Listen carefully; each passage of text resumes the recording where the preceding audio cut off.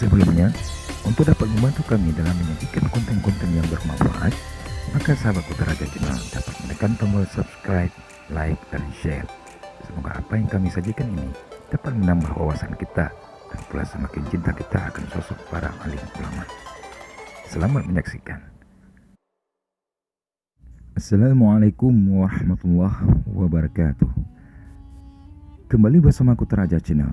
Kali ini Kutaraja Channel akan berbagi kisah riwayat singkat Abi Hanafiyah Samalanga atau Tengku Abi. Abi Hanafiyah atau yang kerap disapa dengan panggilan Tengku Abi lahir di Aceh. Beliau merupakan putra Tengku Abbas. Nasab beliau dari jalur ayah menurut satu riwayat merupakan keturunan Arab yang bersambung nasabnya dengan Sayyidina Abu Bakar. Namun karena kondisi masa penjajahan, nasab ini disembunyikan agar tidak terjadi hal-hal yang tidak diinginkan. Hal ini menyebabkan bukti yang valid mengenai mata rantai keturunan Tengku Abi tidak dapat ditemukan.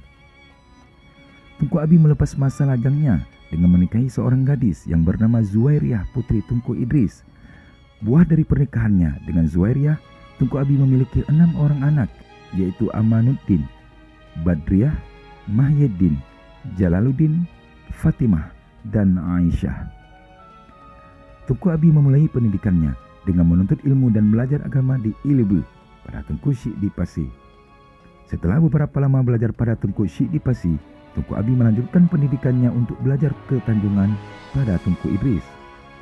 Namun di awal-awal pernikahannya, Tengku Abi sempat merasa malu dengan ibu mertuanya Ummi Fatimah karena keliru dalam membaca kitab.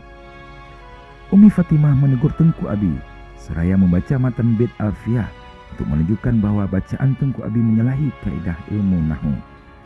Karena merasa malu dengan keterbatasan ilmunya, akhirnya Tengku Abi pergi ke Mekah untuk semakin memperdalam ilmunya. Di Mekah, Tengku Abi Hanafiyah sempat menimba ilmu dan mengambil pengijazahan tarikat pada Sayyid Abu Bakar Syatta, pengarang kitab I'anatul Thalibin.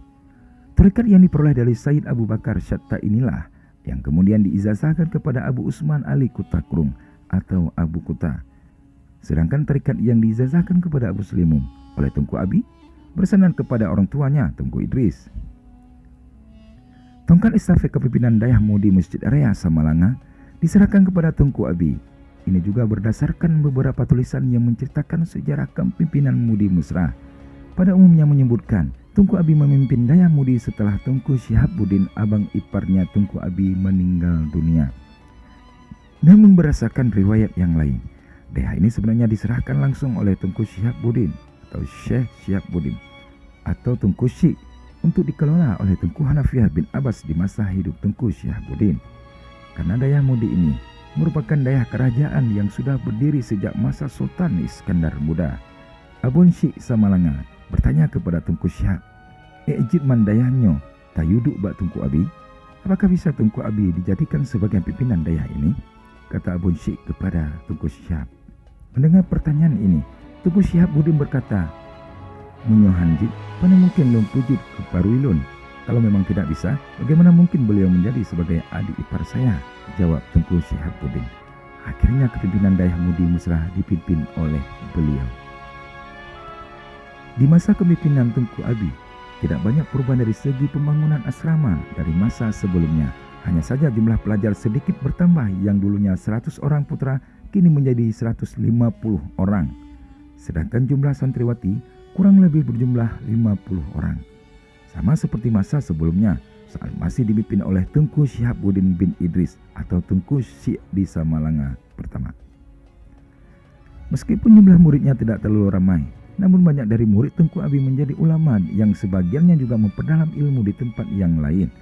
Di antara murid Tengku Abi adalah Abu Najis dan juga ayah beliau Tengku Muhammad Saleh, Abu Slimum, Abu Muhammad Amin Arbi Tanjungan, Tengku Muhammad Jamil, dan juga menantunya Tengku Haji Abdul Muttalib atau yang biasa dipanggil Abu Ilung, Abu Kutakrung, dan beberapa nama yang kemudian hari menjadi ulama. Perkembangan demi waktu terus dilalui dan pembenahan. Di samping itu, ada juga tengku-tengku yang belajar pada Tengku Abi di waktu-waktu tertentu. Abu Hamid Arongan misalnya, diamanahkan oleh gurunya Abiyah Jailani agar selalu mengunjungi Tengku Abi untuk beristifadah atau mengambil faedah pada beliau. Dan ternyata Abu Arman ketika pulang dari kota Fajar, paling tidak dalam sebulan selalu berkunjung dan belajar pada Tengku Abi sesuai wasiat gurunya. Abu Wahab Slimum adalah murid Tengku Abi yang sangat mengidolakan gurunya. Hampir setiap pengajian, beliau menyebut nama gurunya Tengku Abi Hanafiah. Banyak kenang-kenangan yang beliau peroleh pada masa menuntut ilmu di Dayah Mudi dan belajar pada Tengku Abi. Demikianlah yang dapat kami sajikan. Terima kasih. Wassalamualaikum warahmatullahi wabarakatuh.